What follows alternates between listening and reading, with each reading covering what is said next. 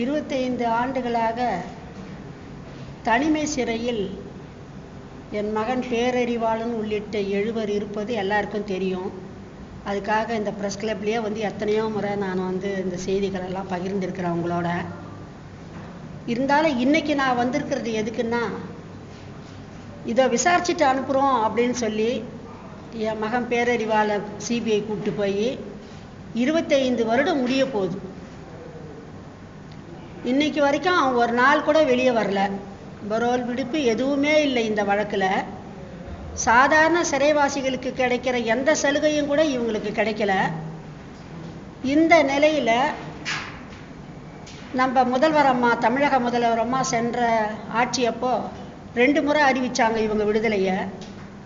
முதல் முறை மத்தியில் இருந்த காங்கிரஸ் அரசு அதை எதிர்த்துச்சு. அடுத்த முறை பதிலே இல்லாமல் இன்னும் காலம் நீடிக்குது.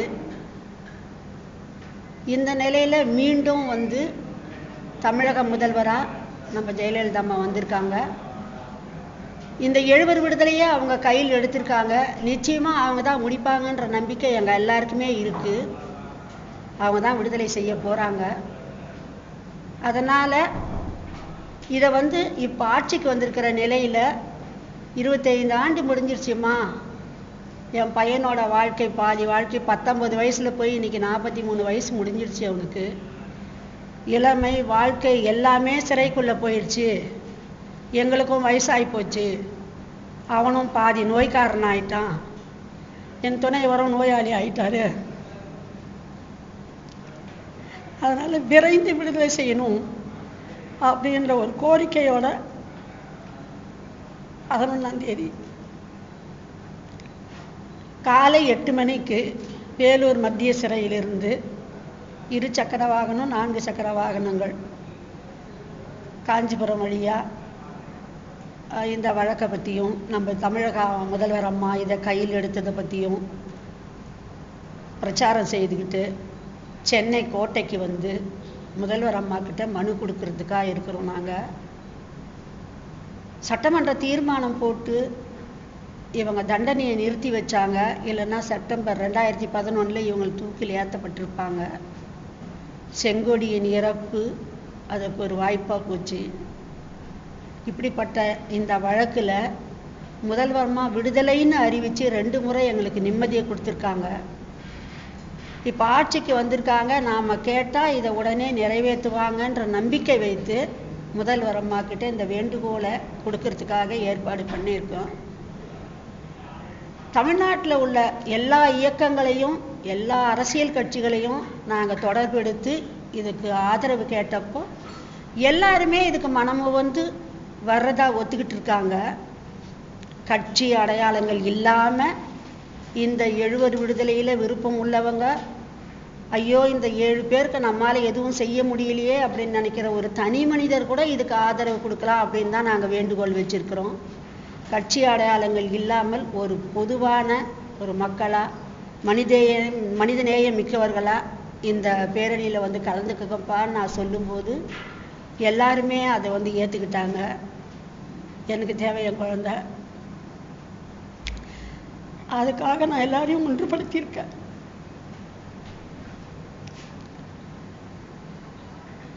விரைந்து நம்ம முதல்வர் அம்மா இவங்களை விடுதலை செய்வாங்கன்ற நம்பிக்கையோட இந்த பேரணியை நடத்துகிறேன். நான் எல்லாருக்கும் வேண்டுகோள் வைக்கிறத ஊடகங்கள் வாயிலாக நீங்கள் எல்லாத்தையும் இந்த செய்தியை கொண்டு போய் சேர்க்கணும் அப்படின்றதுக்காக இன்றைக்கி நான் திடீர்னு இந்த ப்ரெஸ் மீட்டு ஏற்பாடு பண்ணியிருக்கோம். நாங்கள் எந்த திட்டமும் போடலை. அதனால் யாருக்கும் சொல்லக்கூடிய வாய்ப்பு இல்லாமல் போச்சு. ஒரு குற்றம் செய்தாங்களா இல்லையா அப்படின்ற சர்ச்சைக்குள்ளே இப்போ நாங்கள் யாரும் போக விரும்பலை. இவங்க நிரபராதிகள் குற்றவாளிகள் அப்படின்றத கூட நாங்கள் புறந்தள்ளி வச்சுட்டு தான் இப்போ பேசுகிறோம். என் பையன் சொல்லுவான் ஆரம்பத்துலேருந்தே, இது மறுக்கப்பட்ட நீதி, எனக்கு நியாயம் கிடைச்சே ஆகணும்னு. நானும் என் பையனுக்கும் இந்த கொலைக்கும் தொடர்பில்லை அப்படின்னு தான் அவனை கூப்பிட்டுன்னு போன நாள்லேருந்து சொல்கிறேன். ஆனால் அதெல்லாமே புறந்தள்ளி 25 ஆண்டு காலம் ஒரு மனிதனோட வாழ்க்கை சிறைக்குள்ள, அதுவும் தனிமை சிறையில் போயிடுச்சு. எப்படிப்பட்ட குற்றம் செய்தவர்களால் இருந்தாலும் 20 ஆண்டுக்கு மேலே தண்டிக்கக்கூடாதுன்னு ஜெயில் மேனுவலில் எழுதி வச்சுருக்காங்க. இப்போ பிஜேபி அரசு வந்து கூட அதை ரினியூவல் பண்ணி அதையே வச்சிருக்கிறதா சொல்கிறாங்க. அப்படிப்பட்ட இந்த நாட்டில் 25 ஆண்டுகள் கடந்த பின்னாடியும் ஒரு பரோல் விடுப்பு கூட இல்லாத இவங்களை உள்ளவே வச்சுக்கிட்டு இருக்கிற நிலை நீடிக்கக்கூடாது. ஒரு தமிழக முதல்வர் அம்மா எடுத்த அந்த தீர்மானத்துக்கு நாம் வலு சேர்க்கிற விதத்தில் மக்களை திரளாக கூட்டி காட்டி இதுக்கு ஆதரவு எவ்வளவு இருக்குன்றதை வெளிப்படுத்தி இவங்க விடுதலையை விரைந்து முடிக்கணுன்றதுக்காக தான் இந்த கூட்டத்தையே நான் ஏற்பாடு பண்ணியிருக்கேன். இல்லை, எழுதி கொடுத்துருக்கோம், அனுமதி கேட்டு கொடுத்துருக்குறோம், அது போய் சேர்ந்துருக்கேன்.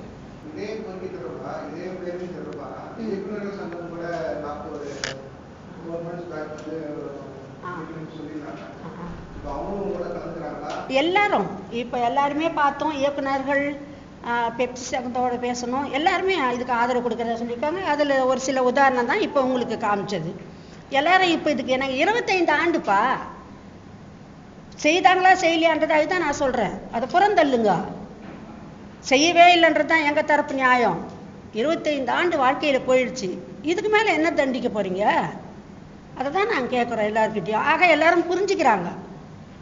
இப்போ எல்லா செய்திகளும் இந்த வழக்கு தொடர்பாக வெளியே வர வர சாதாரண மக்களுக்கு கூட புரியுது, இதில் இவ்வளோ அநியாயம் இருக்குது, இவங்க வாழ்க்கையெல்லாம் பாதிக்கப்பட்டு உள்ளே இருக்காங்களேன்னு வெளிப்படையாக பேசுகிறாங்க. நம்ம முதல்வர் அம்மாவும் இவங்க விடுதலையில் முனைப்பாக இருக்கிறாங்க. அதனால தான் இதை நாங்கள் இப்போ வந்து சரியான தருணம். அவங்கக்கிட்ட நம்ம கோரிக்கை வைக்கலாம், கேட்டால் தானே அந்த கோரிக்கை வச்சாதான் அவங்க வந்து நமக்கு வந்து செய்யறதுக்கு. அதனால் எல்லாரையும் ஒருங்கிணைச்சிக்கிறோம்பா, எல்லாரும் இதில் ஒருங்கிணைக்கிறதா சொல்லியிருக்காங்க.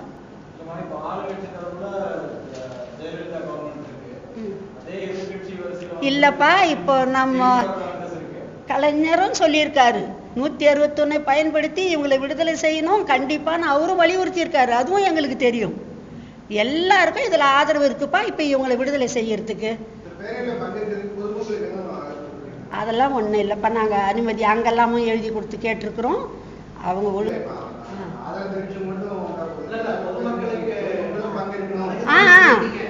அதுதான் எல்லாரும் நாங்கள் இதில் என்ன செய்ய முடியும் அப்படின்னு ஏங்கிக்கிட்டு இருக்கிற ஒரு தனி மனிதர் கூட இதில் வந்து கலந்துக்கலான்னு சொல்கிறேனே, அதுதான்.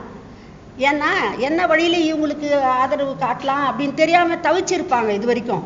இப்போ இது ஏற்பாடாக இருக்குது, அவங்களும் வந்து இதில் பங்கேற்றாங்கன்னா அவங்களுக்கும் ஒரு நிம்மதியாக இருக்கும். இதுக்காக நாம் இந்த பங்களிப்பு செய்தோம் அப்படின்னு. அதனால எல்லாரையும் வர சொல்லியிருக்கிறோம். யாரால் முடியுமோ எல்லாம் வந்து இதில் பங்களிப்பு கொடுங்க, உங்கள் ஆதரவை வெளிப்படுத்துங்க அப்படின்னு தான் நாங்கள் எல்லாருக்கும் சொல்லியிருக்கோம். 17ஆம் தேதி மோடி அவங்க சந்திக்கிறதுக்காக போறாங்க முதலமைச்சர். அதுக்கு முன்னதாகவே நீங்க போயிட்டு அவங்க டைரக்டா மீட் பண்ணி அது வந்து அவங்களுக்குள்ள இருக்கிற சந்திப்புப்பா. அது நான் வந்து எதுவும் சொல்ல முடியாது. எனக்கு நான் முதல்வர் அம்மா மேல நம்பிக்கை வைக்கிறேன்ப்பா. ஏன்னா அவங்க 2 பேரும் அறிவிச்சிருக்காங்க இவங்களை விடுதலைன்னு. அது அவங்க பேசிப்பாங்களா பேசிக்க மாட்டாங்களா அது அவங்க விருப்பம்.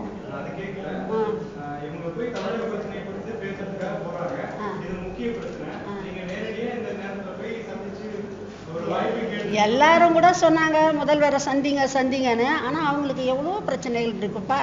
நமக்கு இந்த ஒரு பிரச்சனையை சொல்கிறோம், நினச்ச உடனே போயிட்டு அப்பாயின்மெண்ட் கேட்டு அவங்கள வந்து அது மாதிரி எனக்கு. ஆனால் அவங்களுக்கு தெரியும் எங்கள் பிரச்சனை இல்லையா, அவங்களுக்கு தெரியும் இதில் அக்கறை செலுத்துகிறாங்க. நிச்சயமாக அவங்க செய்யணும் பேசணும்னா கண்டிப்பாக பேச தானே செய்வாங்க. நான் போய் சொல்லித்தான் செய்வாங்கன்றதுலாம் இல்லைப்பா. இல்லை, இது வரைக்கும் நான் அது மாதிரி எதுவுமே இல்லைப்பா.